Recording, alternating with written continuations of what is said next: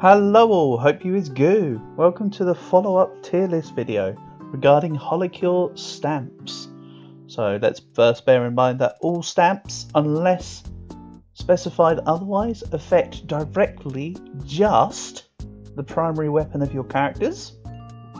As per my previous tier lists, this will be my subjective opinion, but I will do my best to justify any reasons as to why I think they belong within the tiers that they're in.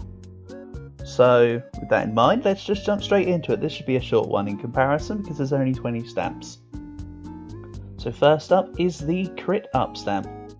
As the name implies, it does one thing and one thing alone. It increases your crit chance. While you're building up for your crit, this isn't awful, but when you hit 100% crit, what's the point of the stamp?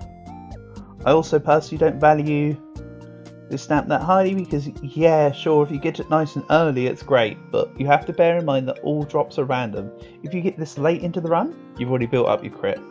Get this early in the run, this is really nice. So this is somewhere between A and C, A and D, quite frankly. I'd say this deserves a high C, low B. So let's stick this as the first C tier stamp for the moment. Next up is the multi-projectile stamp. I think it's called the projectile up stamp. So this one adds, well, level 1 is 1 projectile, level 2 is 2. So this affects only the idols that have the capacity to increase the amount of projectiles they have. So for instance with Wawa, if you equip the song Wawa, her fire sword doesn't increase by 1. This would affect, for instance, Risu or Shion or, you know, anybody that throws out multiple. So again, with people like Kali and Kobo, this is a D tier item, but for the people that actually apply it, this is really nice. It could be considered an A tier. Let's also stick this in the C tier. Actually, no, let's say it's a low B. I value it slightly more than crit chance. Next up, knockback stamp. For running high scores, this is basically mandatory. Knockback effect is really nice. It either adds knockback effect to weapons that don't already have them, or it increases the knockback of your primary. Bear in mind, as mentioned, this is just a primary weapon effect, so when I just said weapons, I just meant the primary weapon. Personally, I consider this to probably be S tier, like low S. I take this just about every single run where possible, with a few outlying exceptions. So yeah, low S, quite frankly. Next up is the pacifist stamp. Now, if you had talked to me about the pacifist stamp a few weeks ago, I would have said easy D tier, no problem. But actually, I've only ever considered this for the ability to block projectiles, but actually it was brought to my attention about the whole this stamp can stun as well, and actually I rate this higher than I initially would have done, to be honest. So the projectile, the blocking projectile part is only really useful in hard stages realistically, and even then it's more stage 2 and stage 3 specifically. But the second part of this, which is listed before the projectiles, but I consider it as a secondary, is the stun. I would say this is actually a high B, to be honest with you. It's one I'm starting to take more. I still don't think it's 100% amazing, and yes, there's a lot of people that benefit from this stamp, but I feel like there's better replacements that can fill a third slot, but this is nice to run every now and then.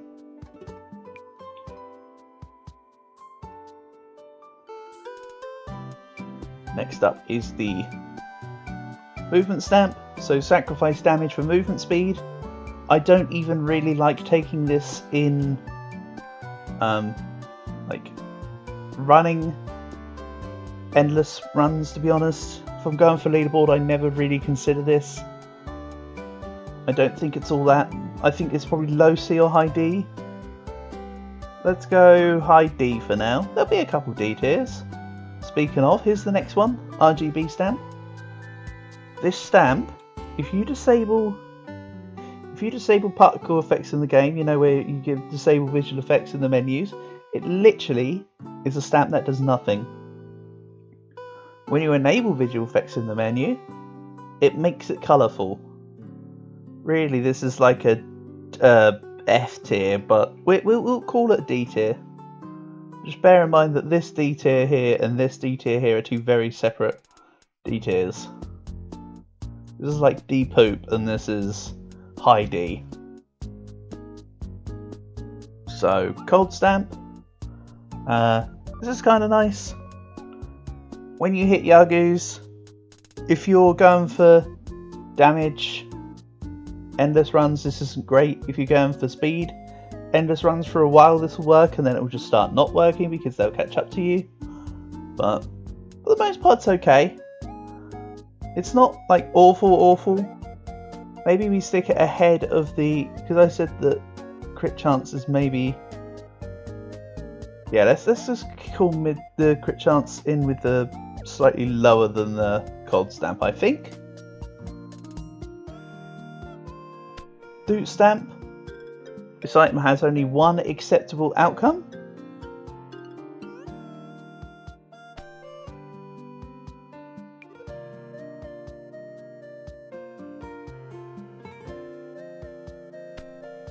Next up, bomb stamp. So there's some characters that really can abuse the bomb stamp. I feel like the actual damage of the bombs when they apply is rather low. If it applied more, because it's really just off the base damage, which is unfortunate. But it's a cool thing. I'd consider this high A, low S. It is really fun to play, say, Iris, or you know, someone with a lot of projectiles like Risu, and just absolutely go to town on this bad boy. I rate this slightly higher for the fun factor of Peko Stamp. It's really good. So, high A, low S for that one. Sword Stamp. If you're really souping up your primary and you need the extra crit damage, yeah, cool. Extra attack and extra crit damage is never a bad thing. I run this sometimes, like if I'm going for Kyla primary damage runs and stuff, but there's a lot of stamps that actually work better than this, I feel. It's nice, but I feel it's kind of about, honestly, this is how much I'm starting to rate Pacifist Stamp. It's better than the attack stamp, I think. There we go. Next up is the size up stamp. I love the size up stamp. I don't take it too often, but it's really strong. It's cool to see the bigger attacks, but also like it has various effects with, say, playing as Sana and with Night Milk. It's super cool to see it. It also helps for coverage for Leech Seed, which we'll get into, Life Stamp, which we'll get into later. I think this is considered a high A. Actually, maybe Peko Stamp over Size Stamp. This is more of a fun thing, the Size Up Stamp. So I think about there. Actually considering it as well, these two have really nice synergy. You can use the Size Up Stamp to, if say for instance you're playing a melee character with a very small attack range, you can use the Size Up Stamp to make the attacks bigger to allow more opportunities for the Pacifist Stamp. But there's a lot of synergies within stamps. So, Solo Stamp.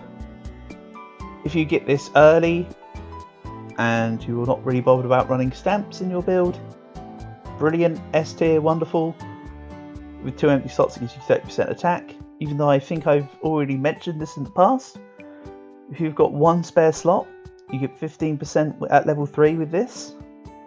So you can combine the 15% from 1 empty slot. The attack stamp, you get the highest possible attack damage efficiency in total between the stamps. But that's just pure damage. You'll forget you're then not addressing anything else. Of course, in a lot of runs I'd consider this D tier. If it's the first stamp I get, I put it on. If it's late game, I don't really need it. Let's consider it lower than the projectile up stamp for now. but slightly above the cold stamp. Next up is the slow stamp. So if you're trying to go for a CC run, knockback, pacifist, and slow works quite nicely together. Again, this means that you forfeit some other stuff, but you know, this is an awful stamp to run. I prefer the slow stamp over the cold stamp because the cold stamp has a condition behind the freeze.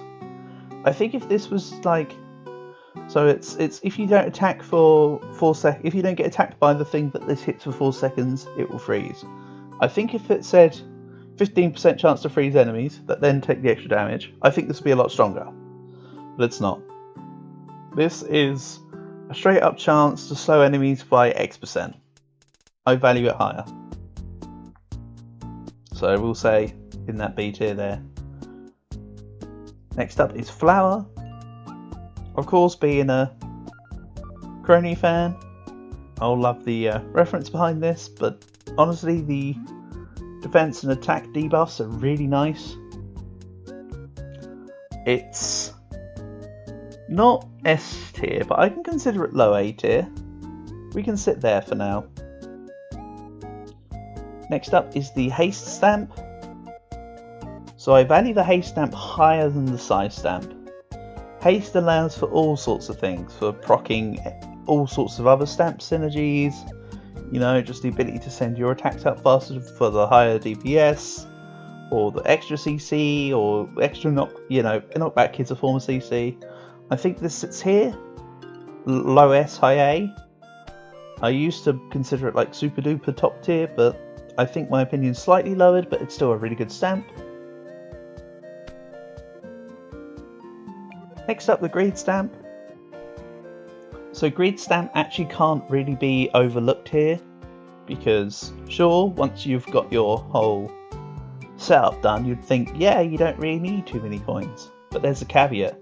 What if you're going for a run which involves smithing? This greed stamp gives you a lot of coins which can function for enchantments and for upgrades and all sorts of things. So if you're running, say, if you're doing maximizing upgrades run, you'll want the money, and greed stamp for a while is a nice passive one to have. It's not always needed. This, for me, greed stamp sits very much D or high A, low S. I think for now it's worth considering it as C tier. We'll put it behind the cold stamp in general. But when it shines, it really shines. But for the most part, when you get to, you know, you've completed everything, you don't need this. This is completely unnecessary. But I still consider it worth more than the movement stamp. Also, if you're running membership, greed stamp early game can assuage your coin loss, so that's quite nice. Marking stamp is your boss killer. I personally don't rate the marking stamp, really. There's been a couple of times where I've gone, oh, that's neat, but realistically, unless it's a boss, I don't really consider this too great. I think this is about here, honestly. There's not much to discuss with marking stamp. It's one of my least favourite in the game. I prefer the movement stamp, but I have to admit that marking stamp is stronger than move stamp for the most part. But yeah, yeah. Next up is your leech stamp. There's really no question about it. Honestly, leech stamp in my opinion probably would go in dupe tier if it had permission, but it doesn't, so it sits in S tier. The ability to get back. Oh, am I stretching this? Oops, hold on. The ability to gain 15% health per second. You could put nothing in your build that pertains to healing, and this thing can just go wild. Or you combine it with Full Me and you get like 30% healing every second, pretty much, from attacks. Which of course, when you've got Haste Stamp, when you're getting the faster attacks out, they synergize quite nicely.